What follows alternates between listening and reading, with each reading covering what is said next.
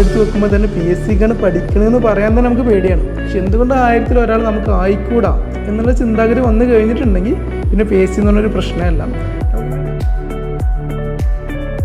അവരിതിന് മുന്നേ ഇരുന്നതാവാം, അല്ലെങ്കിൽ അവരിതിന് മുന്നേ ഹാർഡ് വർക്ക് ചെയ്തതാവാം. അതുകൊണ്ടാണ് അവരങ്ങനെ ചെയ്തിട്ടുള്ളത്. അവരോട് പറഞ്ഞാൽ തന്നെ അവരൊരു മെൻറ്റർ കൂടെയാണ്, വെറും ഒരു സ്റ്റാഫ് മാത്രമല്ല.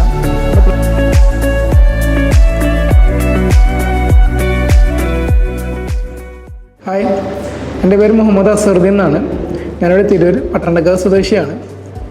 ഞാൻ ഈ കഴിഞ്ഞ LDCയുടെ റാങ്ക് ലിസ്റ്റിൽ 31ാമത് റാങ്കാണ്. ഞാനിവിടെ എത്തുന്നത്, അതായത് ഈ PSC മേഖലയിലേക്ക് എത്തുന്നത് തന്നെ എൻ്റെ ഉപ്പയാണ് എന്നെ അങ്ങോട്ട് പറഞ്ഞു വിടുന്നത്. ഞാൻ പഠിച്ചിരുന്നത് BTech ആയിരുന്നു, 1-2 കൊല്ലമൊക്കെ വർക്ക് ചെയ്തു. പക്ഷെ ഉപ്പയാണ് പറഞ്ഞത് എന്നോട് ഈ ഒരു മേഖലയിലേക്ക് വരാൻ വേണ്ടിയിട്ട്. ഈ മേഖലയിൽ വന്നു അന്വേഷിച്ചപ്പം ഏറ്റവും നല്ല കോച്ചിങ് സെൻറ്റർ എന്ന് പറയുന്നത് ACE തന്നെയാണ് മലപ്പുറത്തുള്ളത്. ഇവിടെ മഞ്ചേരിയാണ് മെയിൻ, പക്ഷെ അങ്ങോട്ട് പോയി വരാനുള്ളൊരു ദൂരം കൊണ്ട് മാത്രം ഇവിടെ തിരൂർ ചേർന്നു. ആദ്യമൊക്കെ നമ്മൾ ഈ മേഖലയിൽ ആദ്യമായിട്ടാണ് വന്നിരുന്നത്. നമുക്കൊക്കെ എല്ലാവർക്കും ഉള്ളതുപോലെ തന്നെ ഒരുപാട് പരിഭവങ്ങൾ നമുക്ക് ഉണ്ടായിരുന്നു, എങ്ങനെ പഠിക്കണം, എന്ത് ചെയ്യണം എന്നുള്ളതൊക്കെ. പക്ഷെ ഇവിടെ എത്തിയതിന് ശേഷമാണെങ്കിൽ ഇവിടുത്തെ മാനേജ്മെൻറ്റിൻ്റെ കീഴിലായാലും ശരി, ഇവർ നമുക്ക് എടുക്കുന്ന സ്റ്റാഫ് ആയാലും ശരി, ഇവർക്ക് ഹൈലി ക്വാളിഫൈഡ് ആളുകളാണ്. ഇവർക്ക് ഭയങ്കര എന്താ പറയുക, ഫ്രണ്ട്ലിയാണ്. ഇപ്പോൾ നമുക്ക് ഏത് സമയം ഇവർക്ക് മെസ്സേജ് അയച്ച് ചോദിക്കാം, ഡൗട്ടൊക്കെ ഉണ്ടെന്നുണ്ടെങ്കിൽ. ഒരുപാട് പേരുണ്ട് കേട്ടോ, ഈ സാറിലും മധു സാറ്, ബഷീർ സാർ, ഇങ്ങനെ ഒരുപാട് പേര് വരുന്നുണ്ട്. അതിൽ ഇതിന് നൈറ്റൊക്കെ ഡൗട്ട് വേണമെന്നുണ്ടെങ്കിൽ അവർക്ക് ചോദിക്കാം, മെസ്സേജ് അയക്കാം, അത് സ്പോട്ടിൽ അവർ ക്ലിയർ ചെയ്ത് തരും. റീഡിംഗ് റൂമാണെങ്കിൽ ഒരു എന്താ പറയുക, ഭയങ്കര വലിപ്പമുള്ള റീഡിംഗ് റൂമാണ്. നമുക്ക് എപ്പോഴാണെങ്കിലും നമുക്ക് ഇരിക്കാനുള്ള സൗകര്യം അവർ ചെയ്തു തരുന്നുണ്ട്. ഇപ്പം നൈറ്റൊക്കെ നമ്മൾ ഒരുപാട് ദിവസം ഇവിടെ സ്റ്റേ ചെയ്തിട്ടുണ്ട്. അതായത് നമ്മളോട് മാനേജ്മെൻറ്റിനോട് പറയുകയാണ്, എക്സാം എടുത്തിട്ടുണ്ട്, ഒരു 3 ദിവസം നൈറ്റ് സ്റ്റേ ആണെന്ന് പറഞ്ഞിട്ടുണ്ടെങ്കിൽ നമ്മളോട് ഒരിക്കലും എതിരഭിപ്രായം പറഞ്ഞിട്ടില്ല. എപ്പോഴും നമ്മളോട് പോസിറ്റീവായിട്ട് നിന്നിട്ടുള്ളൂ. ഇവിടെ സ്റ്റേ ചെയ്തിട്ടുണ്ട് ഒരുപാട് ദിവസങ്ങളിൽ. അതുപോലെ തന്നെ നമുക്ക് ഏതൊരു ബുക്ക് വേണമെന്നുണ്ടെങ്കിലും, ഏതൊരു പബ്ലിക്കേഷൻ വേണമെന്നുണ്ടെങ്കിലും അവർ സ്പോട്ടിൽ നമുക്ക് എത്തിച്ച് തന്നിട്ടുണ്ട്. അവർ പൈസ കൊടുത്ത് വാങ്ങിയിട്ട് നമുക്കിവിടെ എത്തിച്ച് തന്നിട്ടുണ്ട്.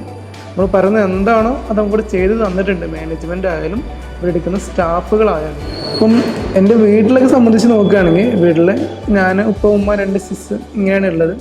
വീട്ടിലായാലും കുടുംബത്തിലായാലും ശരി, ആർക്കാനും ഗവൺമെൻറ് ജോബൊന്നുമില്ല. പക്ഷേ ഉപ്പ കുറേ കാലം ഗൾഫിലായതുകൊണ്ട് ഉപ്പൊക്കെ അറിയാം, ഇപ്പോൾ ഗൾഫിൽ വന്നിട്ടുണ്ടെങ്കിൽ പൈസ മാത്രമേ ഉണ്ടാവുള്ളൂ, ലൈഫ് ഉണ്ടാവില്ല എന്നുള്ളത്. അങ്ങനെയാണ് ഇങ്ങോട്ട് വിടുന്നത് എന്നെ. പക്ഷെ ഇവിടെ ആദ്യം വന്നപ്പോഴൊക്കെ ഞാൻ പറഞ്ഞതുപോലെ തന്നെ നമുക്ക് ഭയങ്കര ഒരു എന്താ പറയുക, എതിർ മനോഭാവമാണ് ഉണ്ടാവുക. എങ്ങനെ പഠിക്കണം എന്നറിയില്ല, ഇനി ഈ ഫീൽഡിൽ തന്നെ നമുക്ക് എന്തുകൊണ്ട് PSC തന്നെ വേണം, വേറെ ഫീൽഡിലേക്ക് പോയിക്കൂടെ, അങ്ങനെ തോന്നുക, നമ്മൾ പഠിച്ച ഫീൽഡിലേക്ക് പോയിക്കൂടെ, അങ്ങനൊക്കെ ഒരു തോന്നലായിരുന്നു. ആദ്യം ഡിഗ്രി ലെവലിലാണ് വരുന്നത്, ഒരു 3 കൊല്ലം മുന്നേ. അതിനിടയിൽ കൊറോണയൊക്കെ വന്നു, ഒരു 1.5 കൊല്ലം അങ്ങനെ പോയി. പക്ഷെ നമ്മൾ പിടിച്ച് നിൽക്കുക എന്നുള്ളതാണ് വിൽ പവറാണ്. നമുക്ക് എത്രത്തോളം വേണം, അതായത് അതിനനുസരിച്ചുള്ളതാണ് നമ്മുടെ സപ്പോർട്ട് എന്ന് പറയുന്നത്. എൻ്റെ ഫാദറിൽ സപ്പോർട്ടായിരുന്നു. നമ്മുടെ വിൽ പവർ നമുക്ക് നേടിയെടുത്തേ പറ്റുള്ളൂ. ഈ ഇപ്പം LDയുടെ കേസിലൊക്കെ പറയുന്നത് 1.5 ലക്ഷം ആൾക്കാരെ എഴുതിയാൽ 1000 ആൾക്കാരെ എടുക്കുള്ളൂ. പക്ഷെ എന്തുകൊണ്ട് 1000-ൽ ഒരാൾ നമുക്ക് ആയിക്കൂടാ എന്നുള്ള ചിന്താഗതി വന്നു കഴിഞ്ഞിട്ടുണ്ടെങ്കിൽ പിന്നെ PSC എന്ന് പറഞ്ഞൊരു പ്രശ്നമല്ല. നമുക്ക് പിന്നെ നല്ലൊരു പ്ലാറ്റ്ഫോം കിട്ടിയാൽ മതി, നമുക്ക് ഇരിക്കാൻ പറ്റുക, അല്ലെങ്കിൽ നല്ല സൗഹൃദങ്ങൾ കിട്ടിയാൽ മതി. ഇപ്പോൾ എനിക്ക് മാത്സ് അറിയാമെന്നുണ്ടെങ്കിൽ ഇംഗ്ലീഷ് അറിയാവുന്ന ഒരാൾ കൂട്ടുകാരനെ കിട്ടിയാൽ മതി. നമുക്ക് അങ്ങോട്ട് പറഞ്ഞു കൊടുക്കുക, അവരിങ്ങോട്ടും പറഞ്ഞുതരും. നല്ല എന്താ പറയുക, നല്ല രസകരമായിട്ട് നമുക്കിങ്ങനെ മുന്നോട്ട് പോയിക്കൊണ്ടിരിക്കാം. പക്ഷെ ദിവസം പോകുന്നത് നമുക്ക് അറിയില്ല, എത്ര പെട്ടെന്ന് ദിവസം പോകുന്നത് നമുക്ക് അറിയില്ല. നമുക്ക് എല്ലാവർക്കും നമ്മുടേതായ പ്രശ്നങ്ങളുണ്ടാവും. PSCക്ക് വരുന്ന ഒരുവിധം എല്ലാവർക്കും ഒരുപാട് പ്രശ്നങ്ങളുള്ള ആളുകളാണ്. കാരണം 1 കൊല്ലമായി 1.5 കൊല്ലമായി ജോബില്ല, വീട്ടുകാരുടെ ചോദ്യങ്ങൾ, നാട്ടുകാരുടെ പ്രശ്നങ്ങൾ, കൂട്ടുകാരനെ നമ്മൾ എഴുതി തള്ളുന്ന പ്രശ്നങ്ങൾ, അങ്ങനെ ഒരുപാട് വരാം. നമുക്ക് ഈ മേഖലയിൽ കാലെടുത്ത് വെക്കുമ്പോൾ തന്നെ PSCക്കാണ് പഠിക്കണമെന്ന് പറയാൻ തന്നെ നമുക്ക് പേടിയാണ്. എന്ന് ചോദിക്കും, ഇതൊക്കെ കെട്ടുമോ, അല്ലെങ്കിൽ എത്ര കാലമായി, ഇതൊക്കെ ഗവൺമെൻറ് പിൻവാതിൽ നിയമം നടത്തില്ലേ. പക്ഷെ അങ്ങനെയൊന്നുമല്ല, പഠിച്ചവരെന്നെ കയറിയിട്ടുള്ളൂ എല്ലാ മേഖലയും. ഇപ്പോൾ LDC എന്നല്ല, ഇപ്പോൾ വരുന്ന എല്ലാവരും അങ്ങനെ തന്നെയാണ്. ഇപ്പോൾ കുറേ കാലം മുന്നേ വരികയാണെങ്കിൽ, ഞാൻ ഇപ്പോൾ തുടങ്ങിയിട്ട് 2018 അവസാനത്തിലേക്കാണ്. ഇപ്പോൾ 1.5 കൊല്ലത്തോളം കൊറോണ കൊണ്ടുപോയി, ഒരുപാട് സമയം അങ്ങനെയാണ്ട് പോയി. അപ്പോഴൊക്കെ മാനസികമായിട്ട് നമ്മൾ ഒരുപാട് തകർന്നിരിക്കും പല സമയങ്ങളിലും. ഇപ്പോൾ എങ്ങനെയാണ് ഇനിയിപ്പോൾ മുന്നോട്ട് എങ്ങനെ പോകും, നമ്മൾ പഠിച്ച മേഖലയിൽ നിന്ന് ഇങ്ങോട്ട് തിരിച്ചു വന്നു, ഇനിയിപ്പോൾ എങ്ങനെയാണ് നമ്മൾ തിരിച്ച് അങ്ങോട്ട് തന്നെ പോവുക, അങ്ങനെയുള്ളൊരു ചിന്താഗതി നമുക്ക് ഉണ്ടായിരുന്നു. പക്ഷെ നമ്മൾ പ്രശ്നങ്ങളൊക്കെ പറയാൻ വേണ്ടിയിട്ട് ഇവിടെ വരുന്ന സ്റ്റാഫിനോട് തന്നെ പറഞ്ഞാൽ മതി. ഇവിടെ വരുന്ന ഓരോ സ്റ്റാഫും ഹൈലി ക്വാളിഫൈഡ് ആണ്. അവരോട് പറഞ്ഞാൽ തന്നെ അവരൊരു മെൻറ്റർ കൂടെയാണ്, വെറും ഒരു സ്റ്റാഫ് മാത്രമല്ല. നമ്മുടെ പ്രശ്നങ്ങൾ പറഞ്ഞിട്ടുണ്ടെങ്കിൽ അവർ നമുക്ക് അവരുടേതായ മോട്ടിവേഷന്, അല്ലെങ്കിൽ അവരുടേതായ കാര്യങ്ങൾ പറഞ്ഞുകൊണ്ട് നമ്മൾ ഉയർത്തിക്കൊണ്ടുവരും. നമ്മൾ എത്ര ലോ ലെവലാണെങ്കിലും നമ്മളിങ്ങനെ അവരെ ഉയർത്തി കൊണ്ടുവരും, കോൺഫിഡൻസ് തന്നിട്ട്. ഒരു വട്ടം ഞാനിവിടെ നിന്ന് എന്താ പറയുക, നിർത്തി പോകാൻ നിന്നതാണ് ഈ മേഖലയിൽ നിന്ന്. പിന്നെ ഇവരുടെയൊക്കെ ഒരുപാട് സപ്പോർട്ട് കാരണമാണ്, ഇവർ തന്ന ഒരു കോൺഫിഡൻസ് കാരണമാണ്, ഇവരും ഫ്രണ്ട്സും എല്ലാവരും തന്ന കോൺഫിഡൻസ് കാരണമാണ് ഞാനിങ്ങനെ ഉയർന്നു വന്നിട്ടുള്ളത്. അതായത് എന്താ പറയുക, എൻ്റെ ഉപ്പാക്ക് വരെ എന്നെ നല്ല കോൺഫിഡൻ്റ് ആയിരുന്നു. അതായത് ഞാൻ ശരിക്കും പറഞ്ഞിട്ടുണ്ടെന്നുണ്ടെങ്കിൽ ഞാൻ തകർന്നു പോയ പല നിമിഷങ്ങളിലും എന്നെ കൊണ്ട് ഉയർത്തിക്കൊണ്ടുവന്നത് ഉപ്പാൻ്റെ ഒരുപാട് വാക്കുകളാണ്. എന്നെക്കാളും കൂടുതൽ കോൺഫിഡൻസ് കണ്ടിട്ടുള്ളത് എൻ്റെ ഉപ്പാൻ്റെ കണ്ണുകളിലും ഉപ്പാൻ്റെ വാക്കുകളിലാണ്. പോരാതെ തന്നെ ഇവിടുത്തെ സ്റ്റാഫായാലും അവരോടൊക്കെ നമ്മൾ പ്രശ്നങ്ങൾ പറഞ്ഞിട്ടുണ്ടെങ്കിൽ തന്നെ അവർ തിരിച്ച് പറയുമ്പോൾ നമുക്ക് തോന്നുമോ നമ്മുടെ പ്രശ്നങ്ങളൊന്നും ഒന്നുമല്ല, ഇതിനേക്കാളും വലിയ പ്രശ്നങ്ങൾ ഒരുപാട് പേര് ഇവിടെ ഉണ്ട് എന്നുള്ളത്. നമ്മൾ സ്വാഭാവികമായിട്ട് നമ്മൾ പഴയ ട്രാക്കിൽ തന്നെ വരും, നമുക്കിന്ന് ഉയർന്ന് വരാനും പറ്റും. പിന്നെ ഞാനിവിടെ വരുന്നത് വരെ ജസ്റ്റ് ഈ കൊറോണയുടെ മുന്നേ വരെ ഒരു ലിസ്റ്റ് മാത്രമേ വന്നിട്ടുണ്ടായിരുന്നുള്ളൂ. ഒരു 3 എക്സാം എഴുതി ഒറ്റ ലിസ്റ്റ് മാത്രമേ വന്നിട്ടുണ്ടായിരുന്നുള്ളൂ. പക്ഷെ ഇപ്പോൾ ഞാനൊരു 5-6 ലിസ്റ്റിലുണ്ട്. ഭയങ്കര സന്തോഷമുണ്ട് 5-6 ലിസ്റ്റിലൊക്കെ ഉണ്ടെന്ന് പറയുമ്പോൾ തന്നെ. ഇപ്പോൾ ഒന്നിൻ്റെ മാത്രം മെയിൻ ലിസ്റ്റ് വന്നിട്ടുള്ളൂ LDയുടെ. ഇനി ഒരുപാട് എക്സാമുകൾ വരാനുണ്ട്. അതുപോലെ ഡിഗ്രിയുടെ പ്രിലിംസിലാണെങ്കിലും ശരി, ഇപ്പോൾ വന്ന എല്ലാ റിസൾട്ടിലും ഒരു 4-5 റിസൾട്ട് വന്നിട്ടുണ്ട്. 144 സ്റ്റേറ്റ് വൈഡിൽ വെറും 144 ആൾക്കാർ മാത്രം എടുത്ത ലിസ്റ്റിൽ വരെ ഞാനുണ്ട്. ഭയങ്കര സന്തോഷമുണ്ട്. ഞാൻ അങ്ങനെ പറയല്ല, അതായത് നമ്മൾ ഹാർഡ് വർക്കാണ്. നമ്മൾ എത്രത്തോളം ഈ മേഖലയിൽ വർക്ക് ചെയ്യുന്നു എന്നുള്ളതാണ്, നമ്മൾ എത്രത്തോളം വിൽ പവർ ഉണ്ട് എന്നുള്ളതാണ്, നമ്മൾ എത്രത്തോളം ടൈം സ്പെൻഡ് ചെയ്യുന്നു എന്നുള്ളതാണ്. ഇതിനൊക്കെ പല ഇമ്പോർട്ടൻ്റ് പല കാര്യങ്ങൾ നമുക്ക് ഉണ്ടാവാം. കല്യാണങ്ങൾ ഉണ്ടാവാം, ട്രിപ്പുകൾ ഉണ്ടാവാം, എല്ലാവരും പോലെ തന്നെയാണ് നമ്മളും. പക്ഷേ ജസ്റ്റ് കുറച്ച് സമയത്ത് നമ്മൾ മാറ്റി വെക്കാം.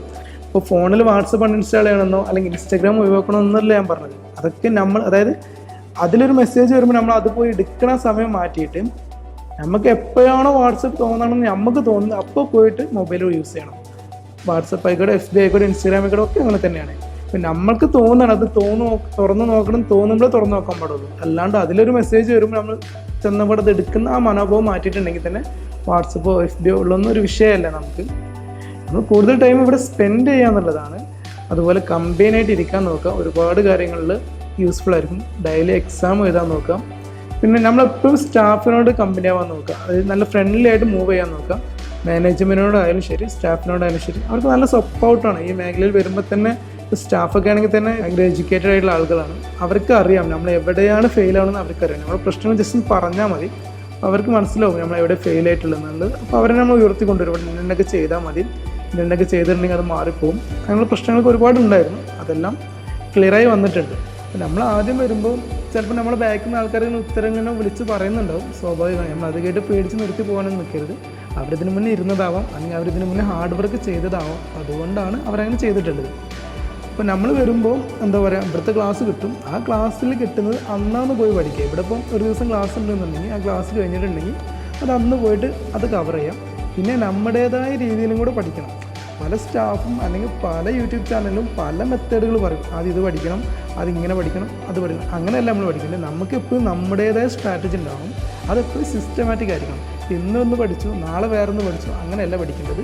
നമ്മൾ ഇന്ന് എന്താണോ പഠിക്കേണ്ടത് അത് നമ്മൾ ഇവിടെ വരുന്നതിന് മുന്നേ രാത്രി ചിന്തിക്കണം എന്ത് പഠിക്കണം. നമുക്കൊരു ടൈം ടേബിൾ വേണം. അതാണ് സിസ്റ്റമാറ്റിക് എന്ന് പറയുന്നത്.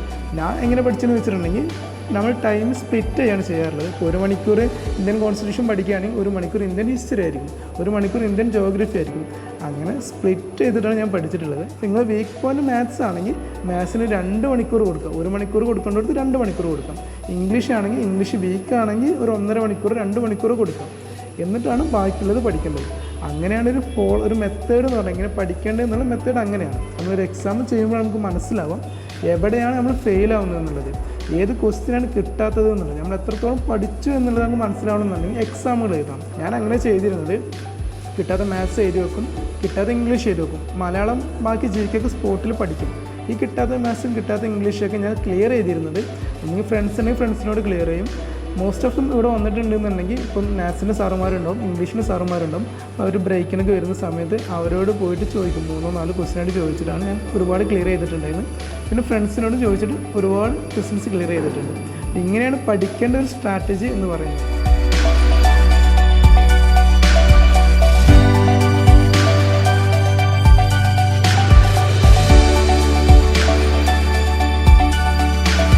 ഞാനിപ്പോൾ എയ്സിൽ വന്നതിന് ശേഷമാണ് ഞാനിപ്പോൾ ഇത്രയൊരു ലെവലായത്.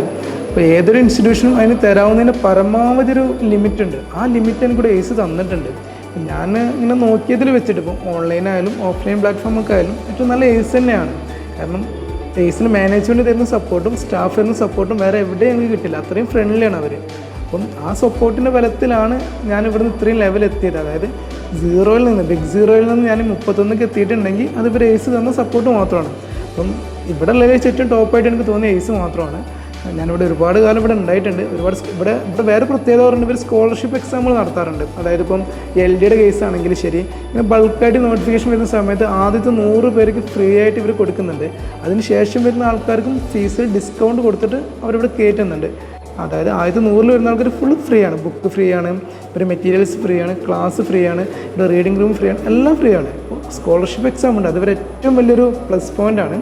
അതായത് ആദ്യത്തെ 100 നമ്മൾ ജസ്റ്റ് എക്സാം ആയിട്ട് വന്നിട്ടുണ്ടെങ്കിൽ നമുക്കൊരു സ്ഥിരമായിട്ട് പഠിക്കാം. ഇപ്പോൾ ജസ്റ്റ് നമ്മളൊരു PSC ആയിട്ട് ഒരു ഐഡിയ വന്ന് ഒരു വട്ടം PSC ഒരു കോച്ചിങ് വന്നിട്ടുണ്ടെന്നുണ്ടെങ്കിൽ പിന്നെ നിങ്ങൾക്ക് ഇവിടെ കയറണം എന്നുണ്ടെങ്കിൽ സിമ്പിളാണ്. പിന്നെ പൈസ കൊടുക്കേണ്ട ആവശ്യമില്ല. ഇവർ സ്കോളർഷിപ്പ് എക്സാം ഉണ്ടാവും, അത് എഴുതിയിട്ടുണ്ടെങ്കിൽ ആദ്യത്തെ 100 വന്നിട്ടുണ്ടെങ്കിൽ ഒരുപാട് ആൾക്കാർ എഴുതുന്ന എക്സാമാണ്.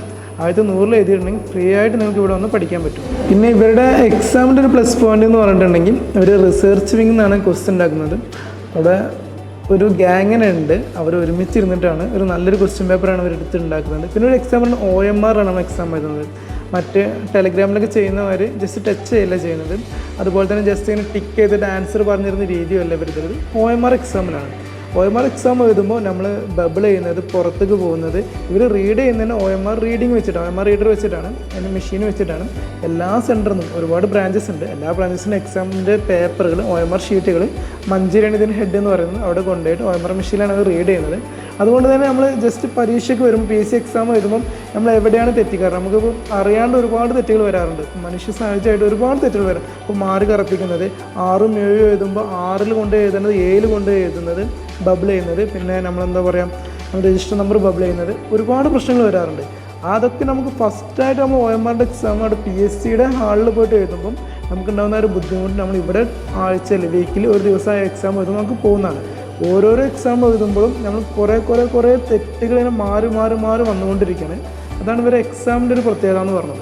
ഇപ്പം നിങ്ങളിപ്പോൾ ഒരു PSCക്ക് ചേരണമെന്ന് ആഗ്രഹിക്കുന്ന ആൾക്കാരാണ്, ഇപ്പോൾ ആത്മാർത്ഥമായിട്ട് നിങ്ങൾക്കൊരു PSC കിട്ടണം എന്ന ആഗ്രഹം ഉണ്ടെന്നുണ്ടെങ്കിൽ നിങ്ങൾ കേസിൽ വന്ന് അഡ്മിഷൻ എടുക്കാം.